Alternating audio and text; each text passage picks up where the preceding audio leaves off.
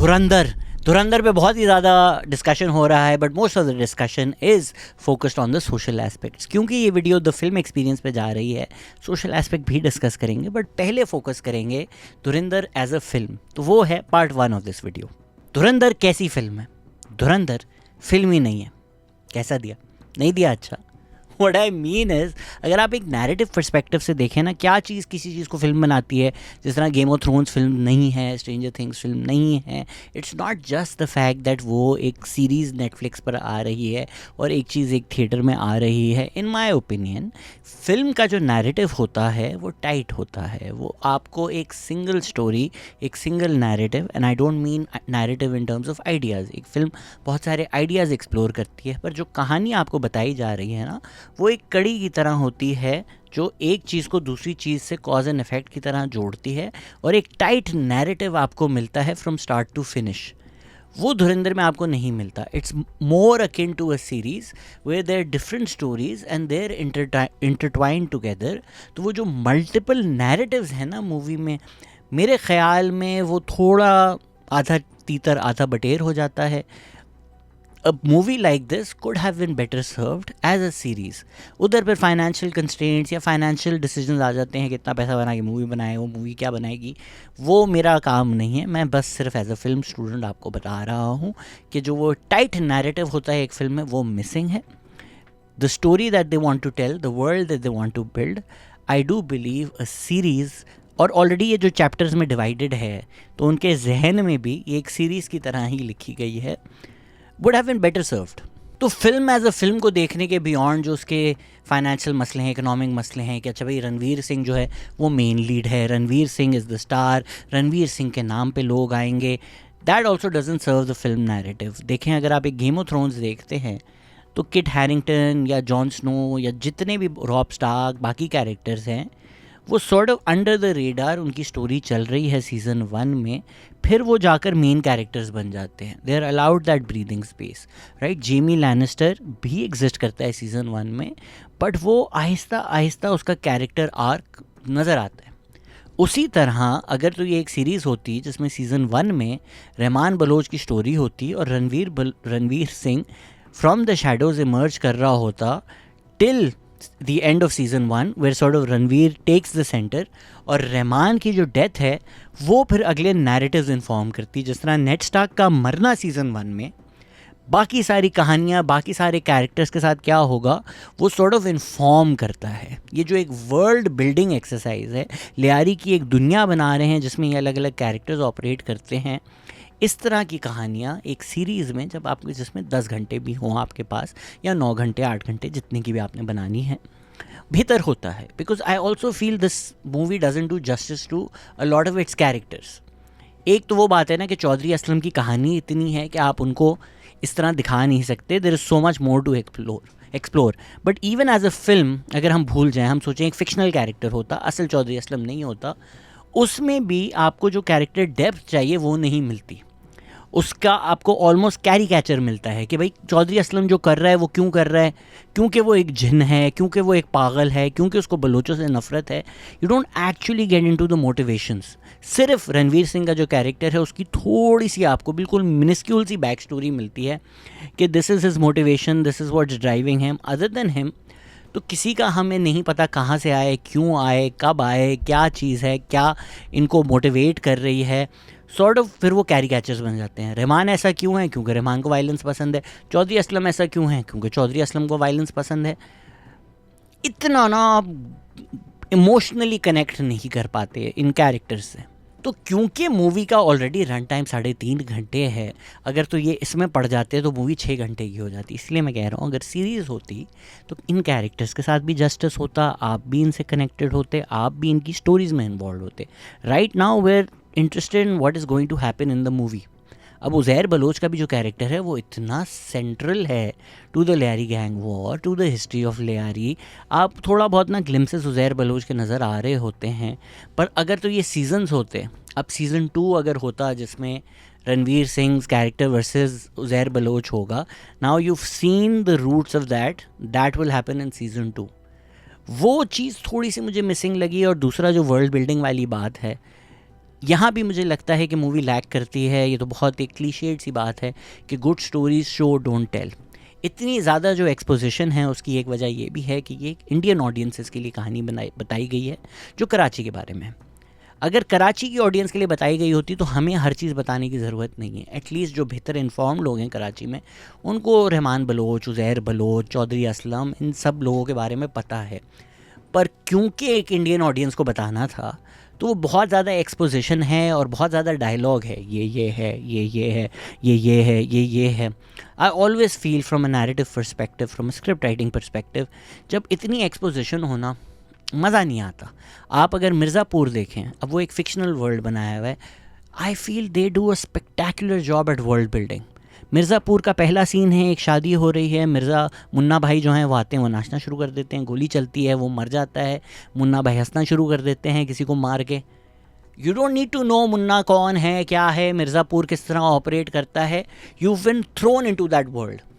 इसी तरह अगर पहले सीन में लियारी की वर्ल्ड बिल्डिंग होती है, और लियारी की बहुत कहानियाँ हैं, लोगों के सर काट के फुटबॉल खेली गई है, लोगों को मार के जलाकर उनकी डेड बॉडी पे माइकल जैक्सन के डांस किए गए हैं, इस तरह के अगर सीन्स डिज़ाइंड होते, आपको बताने की नहीं ज़रूरत पड़ती रहमान बहुत वायलेंट है या ये बहुत है।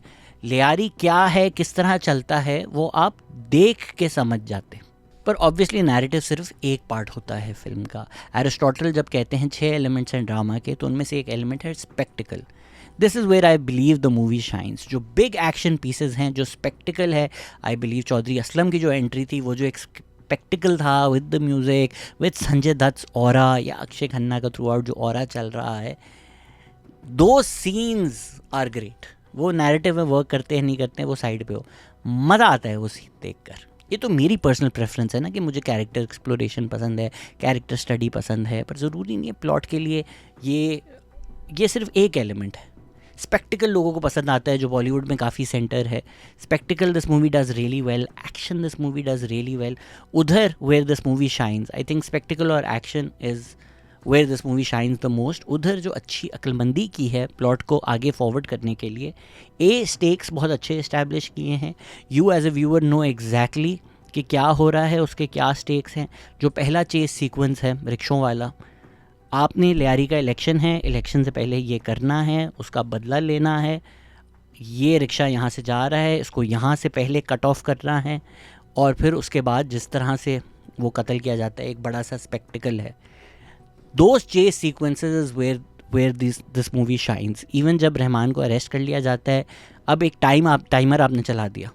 चौधरी असलम क्या कर रहा है, रहमान को मारना चाह रहा है। रणवीर सिंह के पास इतना सा टाइम है उसको बचाने का, उसको बचाने के लिए क्या क्या चीज़ें उसने करनी है। That puts you on the edge of the seat. You know exactly what needs to be done, you know exactly क्या स्टेक्स हैं इफ़ इट हैपन्स और does not happen, and you are on a timer. ये dark knight में भी बहुत अच्छे तरीके से होता है कि तुमने हार्वी डेंट या रेचल में से चूज़ करना है, दोनों में से एक को बचा सकते हो, इतना टाइम है, या दो कश्तियाँ हैं, इतना टाइम है, क्या डिसीजन लेंगे। वो जो टाइमर लग जाता है, क्लॉक लग जाता है ना, that is what excites you as a viewer. फिर जिन लोगों को गोर पसंद है, मुझे तो नहीं पसंद, I looked away, but even if that's triggering disgust in me, it's triggering an emotion, और if it's triggering excitement in you, that is the best part of the movie. कि 3.5 घंटे भी आपको इतने लंबे नहीं लगते, आपको इतना नहीं लगता मर जाऊंगा मैं।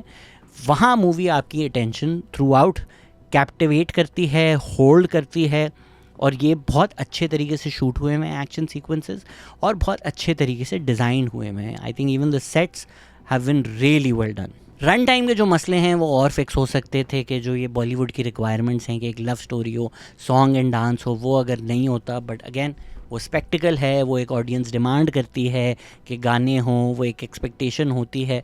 आई don't think the love story adds anything to the movie. सिर्फ एक जगह वो रेलेवेंट हो जाता है कि रहमान को बचाने के लिए वो जो लड़की है उसको इस्तेमाल करता है Ranveer Singh. Other than that पूरा का पूरा वो लव सीक्वेंस, उनके गाने, उनकी प्यार मोहब्बत, या उनकी डोमेस्टिक मैरिटल टेंशन्स भी, I think it just adds to the run time without actually adding to the narrative. But like I said, film का नैरेटिव क्या होता है, स्क्रीन राइटिंग के लिहाज से एक अच्छा स्क्रीन प्ले क्या होता है, वो एक पार्ट है। दूसरा कमर्शियल इंटरेस्ट है, दूसरा स्पेक्टिकल है। लोगों को चाहिए भाई, लोगों को पैसे दिए हैं, हमें गाने सुनाओ, हमें नाचना है। जो कि बिल्कुल ही एक्स्ट्रा था, जो तो कोई सेंस ना आर्क में बनता है ना मूवी में बनता है, जो बस सिर्फ पॉलिटिकल प्रोपेगेंडा के लिए किया गया है, वो पूरा का पूरा आर माधवन आर्क है।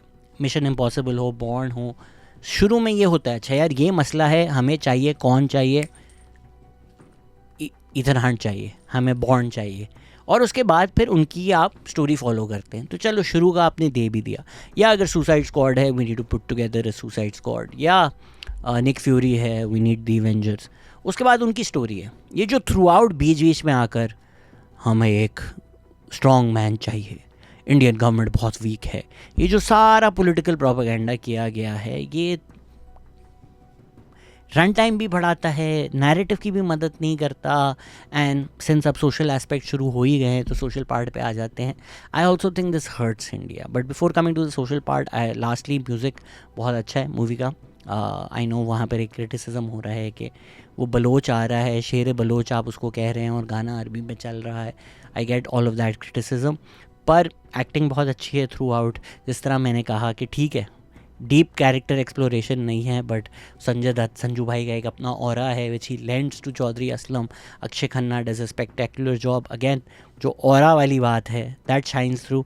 इवन जो साइड कैरेक्टर्स हैं throughout, I think acting top notch throughout the movie. Also music and score good job. जहाँ मैं कह रहा था Ranveer Singh being the main lead sort of dictated the narrative, what Ranveer Singh himself did well, and of course वो director नहीं करवाया होगा, that वो मूवी जब आप देख रहे होते हैं ना, तो अगर तो आपको नहीं पता कि सबसे बड़ा स्टार इसमें रणवीर सिंह है, at least in the frames you don't see it, कि भाई अगर तो Rahman is the king pin, तो रहमान ही फ्रेम के सेंटर पे है, रणवीर सिंह साइड पे हैं, और अक्षय खन्ना का ही है, रणवीर सिंह साइड पे ही हैं।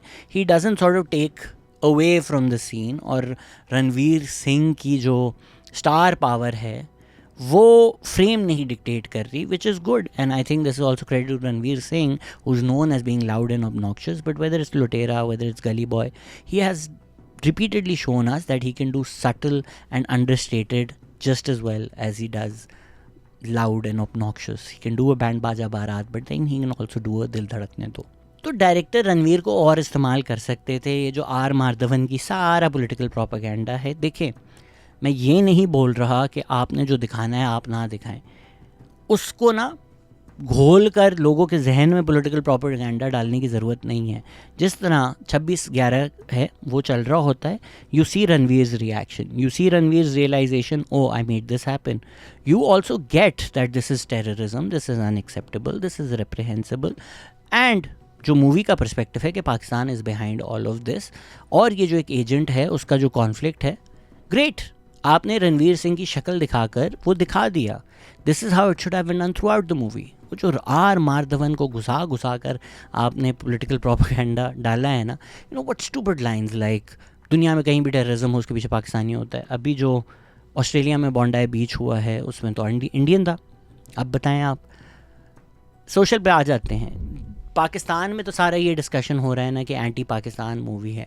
इतना तो चले आप लाइसेंस दे देंगे भाई इंडियन मूवी है, आजकल का जो पॉलिटिकल क्लाइमेट है, we just went to war, तो उनका पर्सपेक्टिव एंटी पाकिस्तान होगा ही। ये जिस तरह मार्वल मूवीज़ थी वर्ल्ड वॉर 2 के दौरान वो एंटी नाज़ी थी, फिर उसके बाद जब कोल्ड वॉर हुई तो वो एंटी कम्युनिस्ट हो गई। जो मुझे लगता है पाकिस्तानीज़ मिस आउट कर रहे हैं कि more than just anti Pakistan, this movie is anti Congress. I think ज़्यादा फोकस, ज़्यादा तोपे तो उनकी वहाँ थी। पाकिस्तान तो अज्यूम्ड था ना कि चलो इनके तो ख़िलाफ़ होगी ही, लेकिन जितना अननेसेसरी प्रोपेगेंडा किया गया सटल तरीके, अच्छे दिन आएंगे, एक तो एक दिन भारत को लीडर मिलेगा जो आकर मुंह तोड़ जवाब देगा, घुस के लड़ेगा, अच्छे दिन हमारे आएंगे, पाकिस्तानीज़ आज भी नंबर 2 हैं इंडिया की दुश्मनी में, इंडियंस नंबर 1 हैं। अच्छा जी, पॉलिटिशियंस जो हैं वो इंटेलिजेंस इग्नोर कर देते हैं, स्टेट सीक्रेट्स भेज देते हैं, प्लेटें जिससे इंडियन रुपी छपनी है वो दे देते हैं। तो कांग्रेस गवर्नमेंट को तो इन्होंने लथाड़ ही दिया ना कि इनसे तो बुरा कोई नहीं था, मुल्क के गद्दार थे, चोर थे, और एक दिन कि वो हम इंडिया देखेंगे जब नरेंद्र मोदी आएगा और हम सबको बचा लेगा। ये जो इतना ज़्यादा पॉलिटिकल प्रोपेगेंडा था, uh not only does it take away from the film narrative, I think it's also really hurtful to India and India's future. I will explain why. आप कह तो पाकिस्तानी रहे हो ना, पर जो इंडिया की फॉरेन पॉलिसी या जो उनकी miss calculation during the war हुई वो भी इस वजह से हुई कि जो पॉलिटिकल प्रोपेगेंडा करते हो इस पे खुद यकीन मत करो। वो कहते हैं ना, never drink your own cool-add. आप क्योंकि कैरी कैचर्स बनाते हो कि पाकिस्तानी तो पागल हैं, पाकिस्तानी क्योंकि मुसलमान हैं, वो सुबह उठते हैं, वो सोचते हैं काफ़रों को कब मारना है, कैसे मारना है। उनका जीने मरने का मकसद सिर्फ काफ़रों को मारना है। और पाकिस्तान में हम देखते हैं काफ़िर मर रहे हैं, सब लोग साथ साथ अल्लाह अकबर कहना शुरू हो जाते हैं। जब आप ये इतनी stupid xenophobic, racist, idiotic, ignorant narratives बनाते हो ना, फिर इन कैलकुलेशंस के ऊपर एक्शन लेते हो, तो वही होता है जो हुआ अभी जब 6 रफ़ाइल गिर गए आप लोगों के। पाकिस्तान तो चलो छोड़ दो, कोई फ़र्क नहीं पड़ता, हम तो जंग अभी रिसेंटली की है। Because the political rhetoric and BJP's policies combined with political propaganda like this conflates Muslims with Pakistanis, which is the mistake Pakistan has made for decades, where we conflate Hindus with Indians and that only ends up hurting Pakistani Hindus. उसी तरह आपकी जो conflation है Muslim identity with the Pakistani identity, जो आम लोग ये सारा पॉलिटिकल प्रोपेगेंडा कंज्यूम करते हैं, फिर रैलीज़ पे जाते हैं जब आपको बताया जाता है कि ये घुसपैठिए आ गए हैं, फिर आप पॉलिसीज़ देखते हैं विच आर एंटी मुस्लिम, आप अपने सड़क के जो मुसलमान हैं उनसे नफरत करना शुरू हो जाते हैं, उनको एंटी नेशनल समझना शुरू कर देते हैं। और ये मूवीज़ देखकर आपको एक आइडिया होता है कि जो पार्टी इनके साथ है, जो पार्टी इनके फेवर में बोलती है, क्योंकि ये हमारे दुश्मन है, वो पार्टी भी दुश्मन है। And then things like Gujarat happen. मतलब मूवी के वर्ल्ड में भी ये सेंस नहीं बनाता ना कि रहमान बलोच जो हैं वो लियारी में वायलेंस कर रहे हैं, तो भाई हर तो पाकिस्तानी, हर तो मुसलमान इतना माइंडलेस होता है कि उसका मकसद सिर्फ काफिरों को मारना है, तो रहमान लियारी में क्यों लोगों को मार रहा है? Even in the world that you have created, this idiotic reduction of what a Muslim is, what a Pakistani is, just makes no sense. जो दूसरा पाकिस्तान की तरफ से क्रिटिसिज्म आ रहा है वो मेरे ख्याल से अनफाउंडेड है कि भाई ऐसा तो नहीं है, कराची जिस तरह बॉलीवुड फिल्मों में दिखाते हैं ऐसा ही है। आपका कराची ऐसा नहीं है। आप अगर जाके 1000 रुपये की कोल्ड कॉफ़ी पीते हैं और पैडल खेलते हैं और दुनिया को दिखाना चाह रहे हैं ये है मेरा कराची, वो आपका कराची है। जिस तरह मूवी में लियारी दिखाया गया है उस टाइम पे लियारी इससे ज़्यादा वायलेंट रहा। अभी तो फिर भी बेहतर दिखाया गया है। मैं कल लियारी गया हूँ, जितना साफ़ लियारी मूवी में दिखाया गया है लियारी उससे कई ज़्यादा गंदा है। तो जो पार्ट वो दिखा रहे हैं वो वैसा ही है या इनफैक्ट वर्स है from what they have shown. You just think के ये तो मुझे इंसल्ट कर दिया। जिस तरह मलाला अगर बोलती है मुझे गोली पड़ी तो और लोग बोलते हैं नहीं मैं तो लड़की हूँ, मैं तो स्कूल जा रही हूँ। आपकी बात थोड़ी हो रही, मलाला की बात हो रही है। या मलाला की कहानी सुनाते वक्त ये ज़रूरी नहीं है Malala was shot but look at the other girls who went to school and came back. इस तरह ना न्यूज़ रिपोर्टिंग होती है, इस तरह ना फिल्में बनाई जाती हैं। बहुत ही स्टूपिड फिल्म का क्रिटिसिज्म है। Why are you not showing beauty of Gilgit and किट? मूवी लियारी के बारे में है, वो क्यों पाकिस्तान की नेचुरल ब्यूटी दिखाएं? आपने नार्कोस देखा है? वो बीच बीच में आपको कोलंबिया की डॉक्यूमेंट्री दिखाना शुरू कर दें कि हाँ यार ये ड्रग ट्रेड हो रही थी, पर साथ ही साथ ये भी देखो ना कोलंबिया में रिवर कितना खूबसूरत है, जंगल कितना खूबसूरत है। कोई सेंस बनता है फिल्म के आर्क में, फिल्म के नैरेटिव में? इसी तरह सोप्रानोज अगर देखें, वो ये क्यों बोले इटालियन अमेरिकन इस शो में माफिया में है, पर ये और इटालियन अमेरिकन देखें जो माफिया में नहीं है। फिल्म्स इस तरह नहीं बनाई जाती, ये डॉक्यूमेंट्री नहीं है। वो एक कहानी बता रहे हैं, उस कहानी के लिए जो चीज़ रेलेवेंट है दिखाना वो आपको दिखाई जा रही है। जो पॉलिटिकल प्रोपेगेंडा था वो मैंने हाईलाइट कर दिया है, वो है। लेकिन अगर मैं भी ये फिल्म बना रहा होता ना तो मैं बीच में पाकिस्तान की ब्यूटी दिखाना शुरू नहीं कर देता, बिकॉज वो रेलेवेंट नहीं है to the story I want to tell. इसी तरह वो जो पार्टी वाला सीन है वो एवं वायरल हो गया है, एवं लोग बोल रहे हैं ये कौन सा कराची है। हर हफ्ते कराची में कम से कम 100 ऐसी पार्टीज होती होंगी, कम से कम। मतलब मुझे नहीं लगता वो मूवी में कह रहे थे कि ये कोई क्लब है where anybody can walk in. वो जो सिक्योरिटी दिखाई may be that's a bit of. Raves हर जगह होती हैं। कराची की एलीट, क्या बोला था उन्होंने, वेडिंग पार्टी है, इसी तरह की होती हैं वेडिंग पार्टीज़। आपने अगर अटेंड नहीं की तो आपने इंस्टाग्राम स्टोरीज़ पे तो और लोगों की देखी होंगी, या सेलिब्रिटीज़ भी कभी कभी पोस्ट कर देते हैं। ये कराची ही है, ये लाहौर में भी होती हैं, इस्लामाबाद में भी होती हैं। ये कोई अनबिलीवेबल नहीं था। जो बात अनबिलीवेबल थी कि वो पॉलिटिशियन की बेटी बाइक पे भगा कर ले गया, उससे भी ज़्यादा जो अनबिलीवेबल बात थी कि वो जब बाइक चेस हो रही होती है और बाइक भगा रहा होता है, रोड पे खड्डा कैसे नहीं है? कौन सा कराची का पार्ट है जहां आप पुलिस से भागने के लिए बाइक भगाओगे और खड्डे में नहीं गिरोगे? रोड ऐसा स्मूथ, रोड ऐसा साफ, ये वाला कराची हमने कभी नहीं देखा। अजीब लोग ऑनलाइन बात कर रहे हैं, this is not Balochi culture. भाई बलोची कल्चर क्या होता है पहले तो ये बताओ। Balochi is the language, Baloch are the people, so it be Baloch culture. इतनी कम डिस्टिंक्शन आपको पता नहीं है और आप इंडियंस को जाकर लेक्चर दे रहे हैं कि हम आपको बताते हैं। वो तो इंडिया ने मूवी बना दी लियारी के बारे में, तो पाकिस्तानियों को पता चल गया कि कराची में एक लियारी भी है, वहाँ थोड़ी अटेंशन लोगों ने पे करना शुरू कर दी। वरना तो उन बेचारे लोगों की जो ज़िंदगी है, मैंने कल जाकर शूट किए हैं, हालात देखे हैं, खुले हुए गटर देखे हैं। Nobody cares about those people, nobody cares about the trauma that they went through. बाकी छोटी मोटी बातें हैं, हाफ स्लीव सलवार कमीज़ पहनी हुई है, जो मेन बात है वो तो ऑब्वियसली अनबिलीवेबल है। इंडियन स्पाई आ गया, गैंग वॉर में आ गया, गैंग वॉर में ऊपर चला गया, ये कर दिया वो कर दिया, वो ऑब्वियसली बिलीवेबल नहीं है। बट ज़िंदगी में भी, मूवीज़ में भी अनबिलीवेबल चीज़ें हो जाती हैं। इतना तो आप फैंटेसी का उन लोगों को लाइसेंस दे दें। बाकी आप जानना चाह रहे होंगे क्या सच है क्या झूठ है, एक्चुअल स्टोरीज़ क्या थी, वो एक अलग वीडियो में बनाएंगे हम, पॉडकास्ट भी करेंगे इसके ऊपर। आज the focus was mainly looking at the film as a film. जो लोगों को ये शिकायत है कि why Pakistan is not telling Pakistani stories, can you tell Pakistani story? इसमें तो चलो पॉलिटिकल पार्टीज़ ऐसा ही दिखा दिया, आप दिखा सकते हैं, आप सच बता सकते हैं लियारी में क्या हुआ, कौन था उसके पीछे, कौन कैरेक्टर से किसका सपोर्ट था, ये स्टोरी बना सकते हैं, ये फिल्म बनेगी, डॉक्यूमेंट्री बनेगी। लियारी जाके लोगों से बात करें, वो बोलने से डरते हैं, इतना खौफ है वहाँ पर कि हुआ क्या था। जो मेन कैरेक्टर्स हैं वो मर चुके हैं, उनका नाम लेने से लोग डर रहे होते हैं, हु विटनेस्ड व्हाट हैपेंड। ये सच्चाई है कराची की, ये सच्चाई है लियारी की, ये हमारी तारीख़ है। हम खुलकर अपना सच बता नहीं सकते। कोई और अगर फिर आपकी स्टोरी बताए तो आपको शिकायत होती, तो हमारी स्टोरी थी तो बताओ ना। अपनी आप ये खलीलुर रहमान कमर को करोड़ों देते रहोगे कि एक और घटिया स्टोरी बता दे, कभी टीचर स्टूडेंट पे ख्वार हो गया, कभी 2 टके की औरत, ये वो, तो यही करते रहो तो कोई और ही आके मूवीज़ बनाएगा, फिर कौन बनाएगा? इतनी जगह जाकर मैंने अपनी ज़िंदगी में डिस्कस किया है कि लियारी पे कुछ सीरीज़ बन सकती है, कुछ शो बन सकता है, कुछ भी नहीं हुआ, किसी ने भी नहीं बनाया।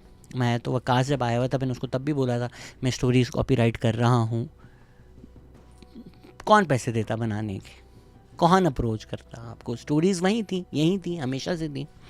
अब आप कोई सैनिटाइज स्टोरी बता दोगे कि नहीं असल तो लियारी का सच है कि यहाँ फुटबॉल है, फुटबॉल भी है, लेकिन जो ये गैंग वायलेंस है ये भी था, और कौन था उसके पीछे ये तो सभी जानते हैं।